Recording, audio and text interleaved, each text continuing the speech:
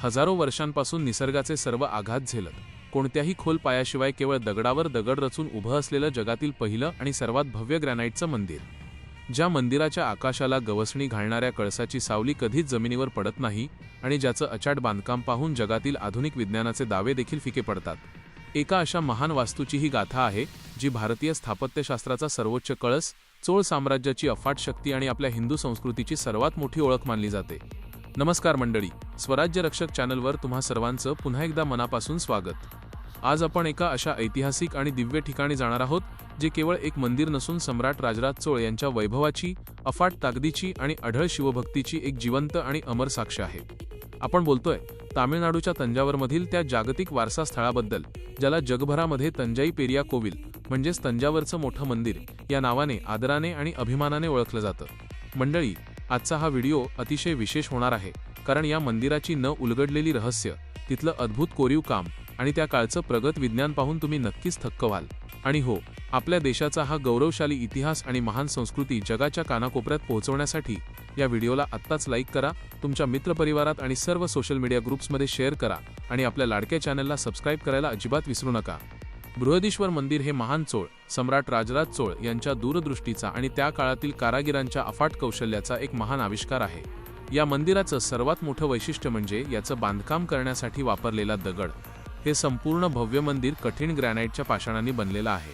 पण आश्चर्याची गोष्ट अशी की तंजावरच्या आसपास कित्येक मैलांच्या परिघामध्ये ग्रॅनाइटचा एकही डोंगर किंवा खाण अस्तित्वात नाही. मग विचार करा, त्या काळात जेव्हा कोणतीही आधुनिक यंत्रणा, क्रेन किंवा अवजड वाहनं नव्हती, तेव्हा लाखो टन वजनाचे हे अजस्त्र दगड इथे कसे आणले असतील? इतिहासकार असं सांगतात की हजारो हत्तींच्या सहाय्याने हे दगड दूरवरून ओढत आणले गेले.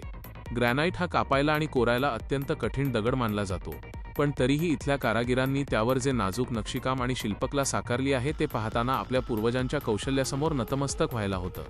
मंदिराच्या मुख्य शिखराकडे म्हणजेच विमानमकडे पाहिलं की मान पूर्णपणे वर करावी लागते. हे शिखर इतकं उंच आहे की त्या काळी हे जगातील सर्वात उंच बांधकामांपैकी एक होतं.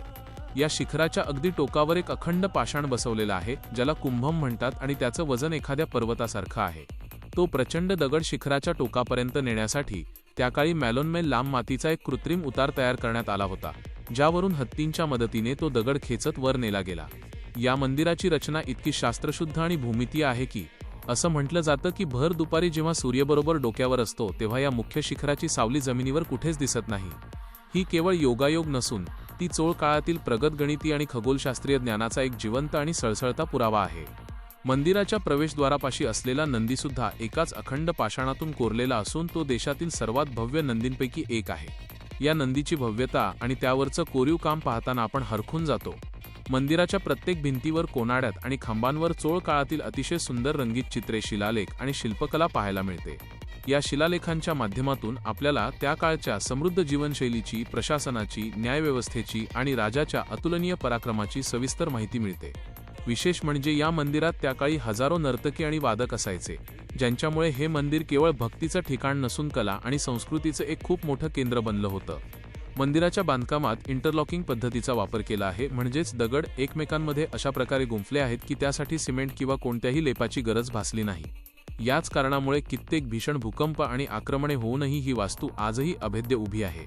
इथल्या गर्भगृहात गेल्यावर साक्षात महादेवाच्या विशाल शिवलिंगाचं दर्शन होतं, जिथली ऊर्जा आणि तिथलं शांत वातावरण मनाला एका वेगळ्याच आध्यात्मिक आणि दिव्य विश्वात घेऊन जातं.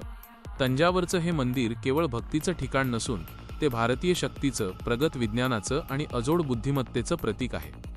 हे मंदिर आपल्याला ओरडून सांगतं की जेव्हा माणसाकडे प्रबळ इच्छाशक्ती, प्रगत कौशल्य आणि धर्माची जोड असते तेव्हा तो काळानुरूप कधीही न नष्ट होणाऱ्या अजरामर वास्तू निर्माण करू शकतो.